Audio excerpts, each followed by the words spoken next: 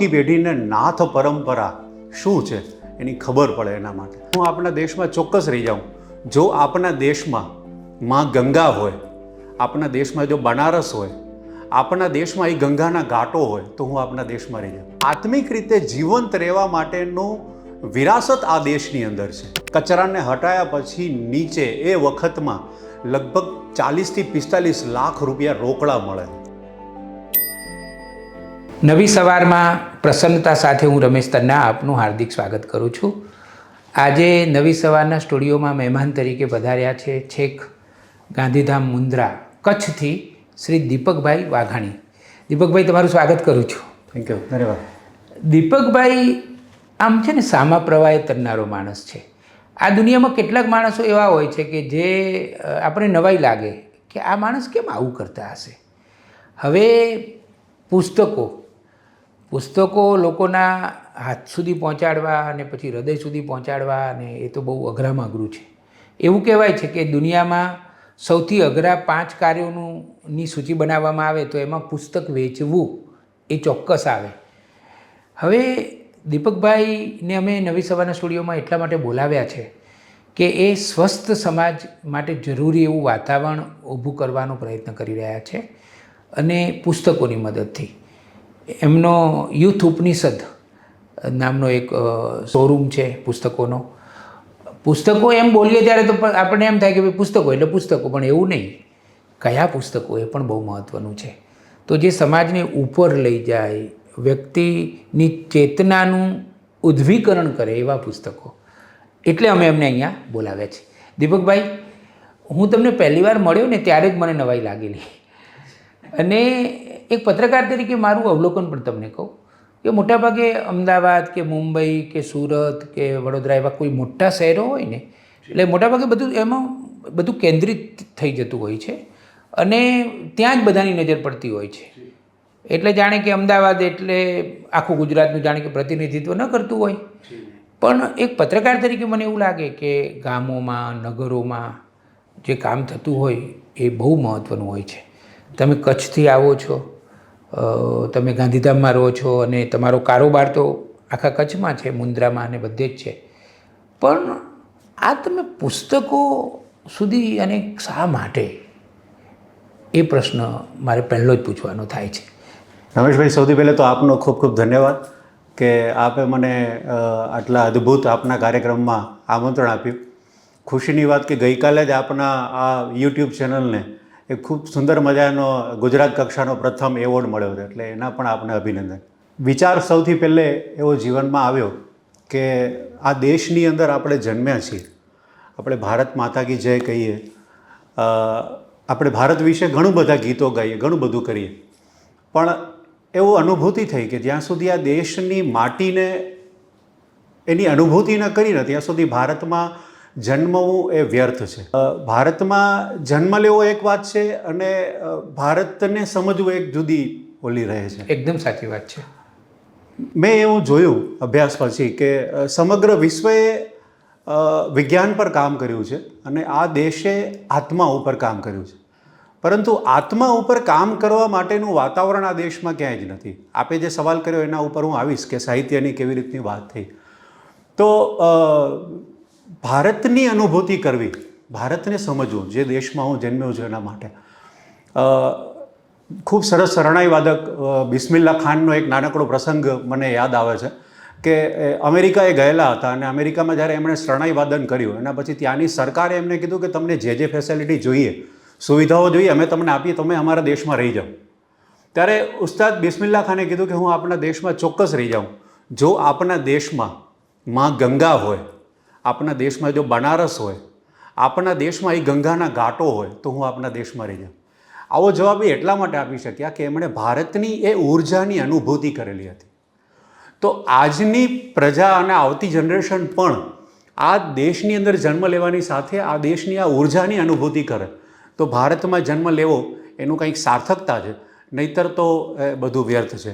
જનની જન્મભૂમિ છે સ્વર્ગાદપી ઘરી હસી, આવું આપણે કહેતા હોઈએ છીએ, પરંતુ એ શાબ્દિક બોલો એક વસ્તુ છે અને અનુભૂતિ છે એ જુદી વસ્તુ છે. દીપકભાઈ, તમારી આ વાત સાથે હું સંપૂર્ણ સહમત. કારણ કે મને ઘણીવાર એવું લાગે કે કેટલો ભવ્ય આ દેશ છે, એને તમે બહુ જ સાચું કહ્યું કે આત્મા ઉપર અધ્યાત્મ ઉપર કામ કરનારો આ દેશ છે અને સનાતન ધર્મ, એના મૂલ્યો, ત્યાગીને ભોગવો, હિમાલય ને ગંગા નદી ને ગિરનાર ને નર્મદા નદી ને આપણા બધા એકથી ચડિયાતા આપણા શાસ્ત્રો ને આપણા તીર્થધામો ને અને ખાસ તો વસુધૈવ કુટુંબકમની ભાવનાવાળા માણસો. ઘણીવાર મને એવું લાગે કે આ તો કેટલી અદ્ભુત વાત છે ને કેટલી રોમાંચક વાત છે. એટલે તમને એવું મન થયું કે આ બધી જે પ્રતીતિ છે, આ બધી વાતો એ મારે લોકો સુધી. જી, આ જે ભારત અને ભારતીયતા છે એને આવતી પેઢી સુધી લઈને જવું, તો એક એવો વિચાર આવ્યો કે કુછ ऐसा ढूंढो, कुछ ऐसा ढूंढो કે जिसके लिए મરના પસંદ આए. કોઈક એવું આપણે શોધીએ કે જેના માટે આપણને મરવાનું મન થાય. વાહ, ક્યાં વાત હે. બરાબર. અને એવું કંઈ શોધી લીધા પછી કે જેના માટે મારે મરવું છે, એના માટે જીવવાનું શરૂ કરવું. તો મને એવું લાગ્યું કે આ દેશની અંદર જેના માટે મરવું જોઈએ ને એવી આ ભૂમિ છે, એનું અધ્યાત્મ છે, એની સંસ્કૃતિ છે, તો એના માટે જીવવાની શરૂઆત કરવી.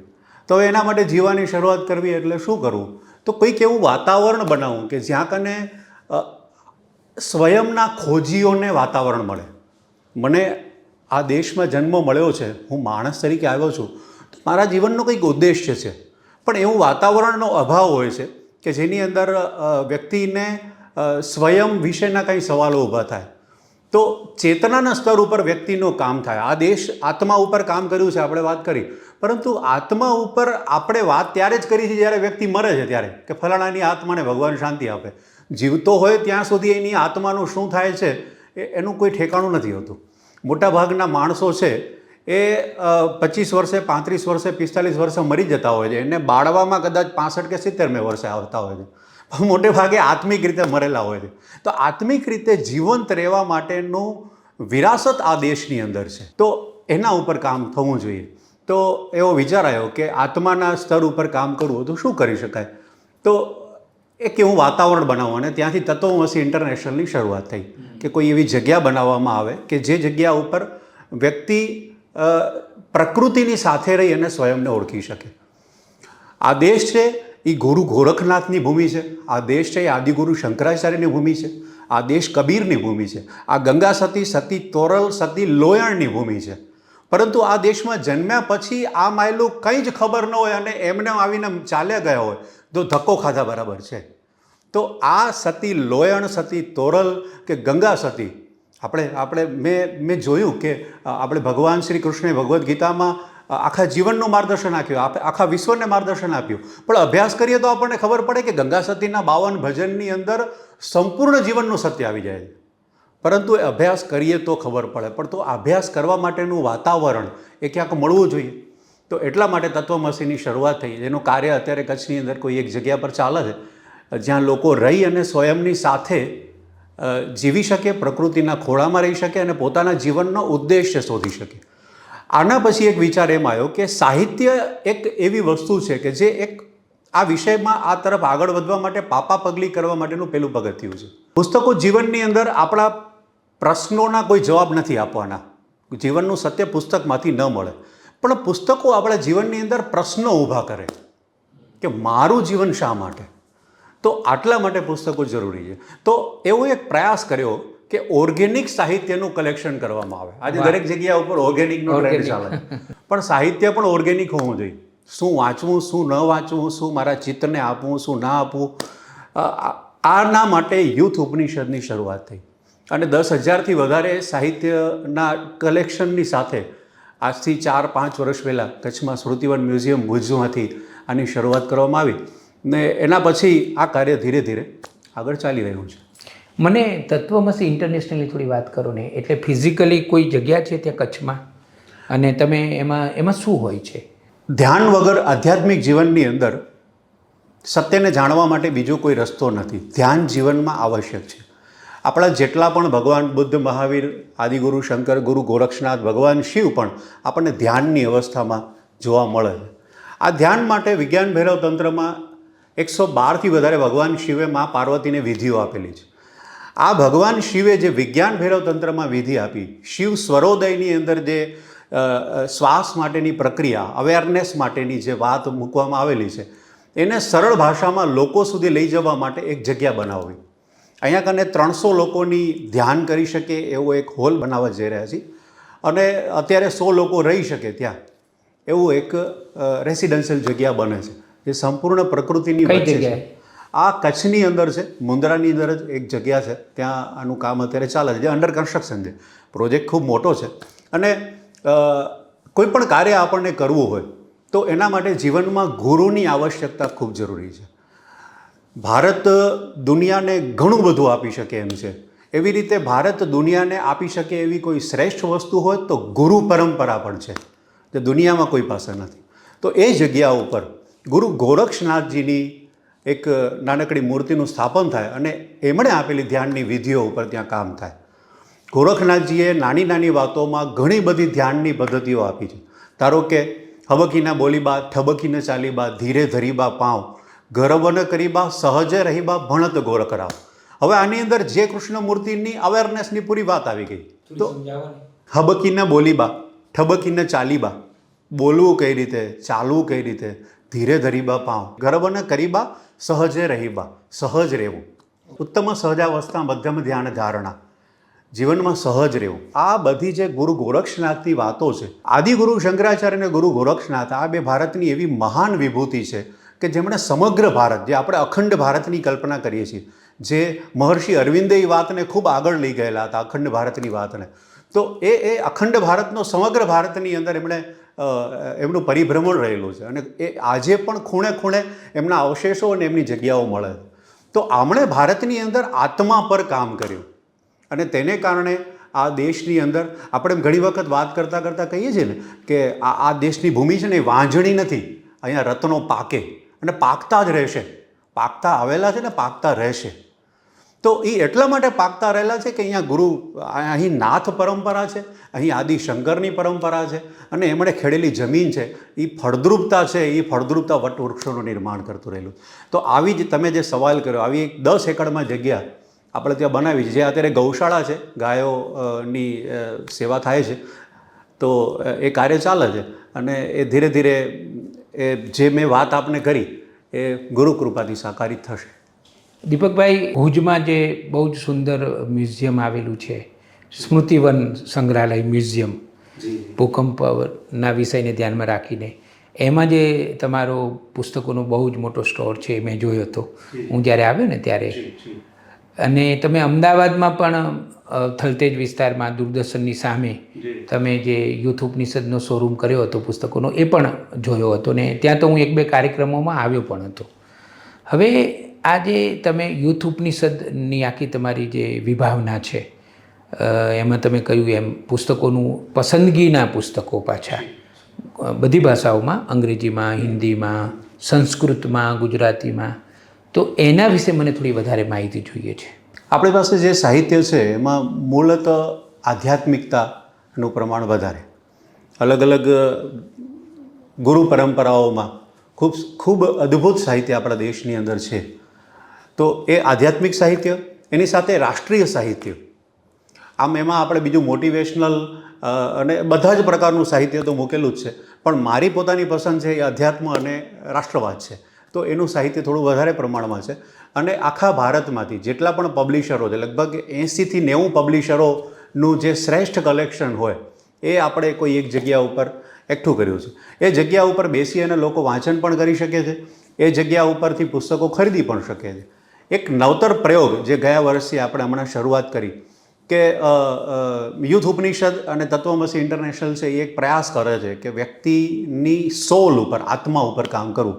તો આત્મા ઉપર કામ કરવા માટે જે રીતે પુસ્તકો મદદગાર છે એક બેઝિક ઓલેમાં, એ જ રીતે જે વ્યક્તિની અંદર સર્જનાત્મકતા છે એ પણ જીવંત વ્યક્તિ છે. જેની અંદર સર્જનપણું નથી ને એ મરી ગયેલી લાશ છે.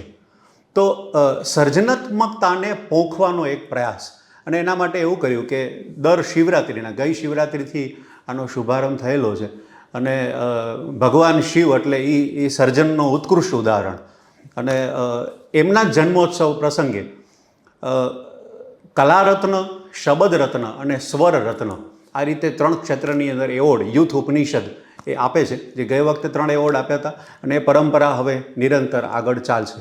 તો સર્જનાત્મકતા જીવંત રહે એના માટેનો આ એક પ્રયાસ એની સાથે યુથ ઉપનિષદ કરે છે. એટલે સાહિત્ય ની સાથે સાહિત્ય વેચાણ, સાહિત્ય માટેનું સર્જન પણ કરીએ છીએ. આ વર્ષે પહેલી વખત અમે નાથ પુસ્તકનું વિમોચન કર્યું. ભારતની અંદર નાથ પરંપરા એ ગુરુ દત્તાત્રેયથી અદ્ભુત પરંપરા છે. બહુ જ મોટું એનું એ છે. એના ઉપર એક બહુ સરસ કોફી ટેબલ બુક અમે સૌથી પહેલી વખત બનાવ્યું કે આવતી પેઢીને નાથ પરંપરા શું છે એની ખબર પડે એના માટે. તો એ પુસ્તકોનું પબ્લિકેશનની પણ શરૂઆત કરી. આ બધી જ વસ્તુ કોઈ કોમર્શિયલ બેઝ ઉપર નથી. કોઈ એવું નથી કે આની અંદર આપણને કોઈ બિઝનેસના ઓલ્યા ઉપર એ કરવું. આ બધું જ કરવા પાછળનો એકમાત્ર ઉદ્દેશ્ય છે કે આપણને જે જીવન મળ્યું છે અને આટલા સરસ, આટલા મહાન દેશની અંદર જન્મ મળ્યો છે, તો આ પૃથ્વી ઉપર થોડા રંગો પૂરી અને જવા. દીપકભાઈ, બહુ સરસ. પણ અત્યારે જે માહોલ છે, વાતાવરણ છે, ખાસ કરીને ટેકનોલોજીને કારણે પ્રમાણમાં વાંચન ઘટ્યું છે એવું લોકો કહે છે. તો આમ જે પરંપરાગત પુસ્તકો વંચાવા જોઈએ એ નથી વંચાતા, અને તમે તો રાષ્ટ્રવાદ, સનાતન ધર્મ, આપણી સંસ્કૃતિ એને લગતા બધા પુસ્તકો આમ મોટા થાળમાં લઈ અને સમાજની સામે જાઓ છો અને કહો છો કે આ વાંચવા જેવા છે, વાંચો. રિસ્પોન્સ કેવો મળે છે, પ્રતિસાદ કેવો મળે છે? દરેક કોટીની આત્મા હોય છે, દરેકની પોતાની કક્ષા હોય છે. જેને પ્યાસ હોય છે એ લોકો એ કૂવા સુધી પહોંચી જતા હોય છે. મારો અનુભવ એવો રહ્યો છે કે ખૂબ સારો રિસ્પોન્સ મળે છે. લોકોને આ વસ્તુ ઉપલબ્ધ થતી નથી હોતી, અથવા તો આપણી આજુબાજુમાં એવું વાતાવરણ નથી કે જે વાતાવરણ આ કરવા માટે પ્રોત્સાહન આપે. ઘરની અંદર એવું વાતાવરણ મળે, સમાજમાં એવું વાતાવરણ મળે, તેનો અભાવ છે. એને કારણે લોકોને ખબર નથી કે આટલી મોટી વિરાસત ઉપર અમે બેઠા છીએ. ક્યાં બેઠા છીએ એ જ એને ખબર નથી. એક નાનકડો પ્રસંગ મને યાદ આવ્યો વિરાસતનો, એટલા માટે કહું તમને. એક ઘટના છે, આચાર્ય રજનીશ ઓશો પાસે મેં આ સાંભળેલી હતી. મુંબઈની અંદર કોઈ પ્લેટફોર્મની બહાર કોઈ એક ભિખારી છે, ભીખ માંગતો હોય છે, અને એક જ જગ્યા પર 25-30 વર્ષ સુધી ભીખ માંગે છે. એમણે પોતાની જગ્યા બદલાવી નહીં. 30 વર્ષ થયા, 40 વર્ષ થયા, એ જગ્યા પર ભીખ માંગે રાખે. એ જ્યારે મરી જાય છે ને, એ જ જગ્યા ઉપર જ્યાં બેઠો હોય છે ત્યાં જે મરી જાય છે, જ્યારે ત્યાં મરી જાય છે ને, એના પછી લોકો એની આજુબાજુમાં ગંદા કપડાઓ અને વર્ષો જૂનો બધો કચરો ને બધું ભરેલું પડ્યું હોય છે. પોતે પણ એવી જ રીતે નાયા ધોયા વગરનો ત્યાં પડ્યો રહેતો. એને જ્યારે એ જગ્યાને સાફ કરવામાં આવે છે, ત્યારે એ જે જગ્યા ઉપર બેસતો 40 વર્ષથી, એ જગ્યા ઉપર એના કચરાને હટાયા પછી નીચે એ વખતમાં લગભગ 40 થી 45 લાખ રૂપિયા રોકડા મળે છે. ત્યારે જે લોકો જે સફાઈ કરતા હતા ને એ જગ્યાએ, એણે કીધું કે પોતે લાખો રૂપિયાની સંપત્તિની ઉપર બેઠો હતો અને આખી જિંદગી ભીખ માંગે રાખી. લાખો રૂપિયાની સંપત્તિ ઉપર બેસીને પણ ભીખ માંગી. એક્ઝેક્ટલી મોટા ભાગના લોકો આ દેશની અંદર જન્મ્યા પછી આ જ રીતે મરે છે. વિરાટ વિરાસતની અંદર જન્મ લીધા પછી આપણી ઉપનિષદની પરંપરા, એની પરમ ઊંચાઈ, એના ઉપરથી એ બધાની વિરાસતના વારસ હોવા છતાં પણ આવું થતું હોય છે. એ આપણો પ્રયાસ છે કે એક એવો બગીચો બની જાય કે જે બગીચાની અંદર ફૂલો ખીલી શકે. ફૂલો ખીલવવા એ અસ્તિત્વની જવાબદારી છે. આપણું કામ માત્ર એ બગીચો બનાવવાનું છે. તો આ એવો પ્રયાસ છે. દીપકભાઈ, એક વ્યક્તિગત સવાલ છે કે આ બધું ક્યાંથી આવ્યું તમારા મનમાં, તમારા ચિત્તમાં? કારણ કે તમે તો આમ કારોબારી માણસ છો, મુન્દ્રામાં તમારો કારોબાર છે અલગ અલગ પ્રકારનો, તો એમાં થોડોક વધારે સમય આપો તો થોડા વધારે પૈસા ના મળે તમને? આવું બધું શું કામ કરવાનું મન થાય છે? નાનપણથી ઘરની અંદર એવું વાતાવરણ હતું, મા બાપના આશીર્વાદ, પરિવારનો પ્રેમ અને ઘરની અંદર જે એક આધ્યાત્મિક વાતાવરણ હતું, અને અલગ અલગ વ્યવસ્થાઓમાંથી હું ઘણી બધી જગ્યાએથી પસાર થઈને નીકળ્યો. એ બધી વ્યવસ્થાઓમાંથી પસાર થયા પછી નીકળ્યા પછી એવું લાગ્યું કે ઘણા બધા સંપ્રદાયો અને ઘણું બધું છે. ભારત વિશે જાણવાનું, સમજવાનું ઘણું બધું અંદર જિજ્ઞાસા હતી શરૂઆતથી. પણ પછી ધીરે ધીરે લાગ્યું કે સંપ્રદાયમાંથી ક્યારેક કોઈ મહાપુરુષ પેદા નહીં થાય. મહાપુરુષોની પાછળ સંપ્રદાયો ઊભા થઈ જશે, એ જુદી વાત છે. એટલે કોઈના ફોલોઅર્સ ન બનવાનું, કોઈનો ઝંડો ઉપાડીને ચાલવાનું નહીં. અને આ મને એવું લાગે છે કે આ દેશની આટલી ઊંચી વિરાસત આટલી નીચે આવી ગયેલી અત્યારે દેખાય છે ને પ્રથમ નજરે, એનું કારણ તથાકથિત સંપ્રદાયો પણ છે, જેમણે આપણી વિરાસતના સ્તરને ઘણું બધું નીચે લઈ આવેલા છે. જે આત્મા ઉપર કામ કરવાવાળી પ્રજા હતી ને, જ્યાં બેટા તેરા ભલા હો જાયગા, એના ઉપર આવી ગઈ છે. તો એ જે સ્તર નીચે એને કારણે આવેલું છે. તો આ બધી જ વ્યવસ્થાઓમાંથી ઘણી બધી જગ્યાઓ ઉપર હું એક જિજ્ઞાસુ તરીકે ગયો અને બધી જગ્યાએ ફર્યા પછી એવું લાગ્યું કે કોઈનું ફોલોઅર્સ બનવાની જગ્યા પર સ્વયંની યાત્રા સ્વયં પોતાના ઓલા ઉપર કરાય. અને એમ કરતાં કરતાં એક સમજ એવી આવી કે બે પ્રકારની કમાણી હોય. એક શાશ્વત કમાણી છે અને એક કમાણી એવી છે કે ઠીક છે આજે છે અને નથી. તમે જે કહ્યું છે કે આટલું બધું કામકાજ અને આટલું બધું છે, પણ આ કમાણી છે એ શાશ્વત કમાણીમાં ના આવે. તો ગુરુ કૃપાથી એ સમજ આવી કે એવી કમાણી કરીએ કે જે કમાણી શાશ્વત હોય, મારા ગયા પછી પણ શાશ્વત હોય અને મારી સાથે ચાલે એવી પણ શાશ્વત હોય. તો એવી કમાણી કરતાં કરતાં સદગુરુની કૃપાથી અહીંયા સુધી પહોંચ્યા. દીપકભાઈ, મનુષ્ય જીવન શા માટે, માણસનું આ જીવન શા માટે હોય છે અને માણસે કેવી રીતે જીવવું જોઈએ? તમે ખૂબ વાંચો છો, વિચારો છો, ચિંતન કરો છો, મનન કરો છો, આપણી સનાતન ધર્મને બરાબર તમે સમજી શક્યા છો, તમારું વાંચન પણ પુષ્કળ છે, અનેક દાર્શનિકોને પણ તમે વાંચ્યા છે. એટલે આ સવાલ ખાસ મને પૂછવાનું મન થાય છે કે આ જીવનનું પ્રયોજન શું હોવું જોઈએ? પ્રશ્ન બહુ મોટો છે, હું ખૂબ નાનો છું, પણ આપણી 10,000 વર્ષની જે જૂની પરંપરા પૂરેપૂરી જોઈએ છે એને જોઈએ ત્યારે લાગે છે કે આ જીવન બીજી ઘણી બધી યોનિઓ છે, પણ એ યોનિમાં જન્મ ન લેવાની જગ્યાએ માણસ તરીકે જન્મ આપણને મળ્યો છે. તો આ જીવનનો સૌથી શ્રેષ્ઠમાં શ્રેષ્ઠ કોઈ ઉદ્દેશ્ય હોય તો એ સ્વયંને જાણવા માટેનું છે, સ્વયંને ઓળખવા માટેનું છે. તો જીવન શેના માટે? તો જીવન છે એ જે જગ્યાથી મને જન્મ મળ્યો છે અને મારે જવાનું છે તો નિશ્ચિત જ છે, એની વચ્ચે હું એવી યાત્રા કરીને જાઉં કે હું વધારે શ્રેષ્ઠ કમાણી કરીને જાઉં. કમસે કમ મને જેવું માના ગર્ભમાંથી જન્મ મળ્યો ત્યારે હું જે કોટીમાં જે કક્ષામાં હતો એવી ને એવી ફૂલ જેવી અવસ્થાની અંદર હું આ જીવન છોડીને જાઉં. કબીર એવું કહે છે ને કે જ્યો કી ત્યો ધરતી નીચે દરિયા. વાહ! તો આવું કંઈક જીવન જીવીને જાઉં તો જીવન સાર્થક છે. એટલે માણસ જીવનનો ઉદ્દેશ્ય શું હોય તો એવું હું એમ કહી શકું કે સ્વયંની અંદર રંગો પૂરવા અને આ અસ્તિત્વ, આ માટી, આ દેશમાં આપણને જન્મ મળ્યો છે તો આ દેશ માટે, આ માટી માટે થોડા રંગો પૂરીને જવા, આટલો જીવનનો ઉદ્દેશ્ય હોઈ શકે. એકદમ સાચી વાત છે. તો આ હતા દીપકભાઈ વાઘાણી.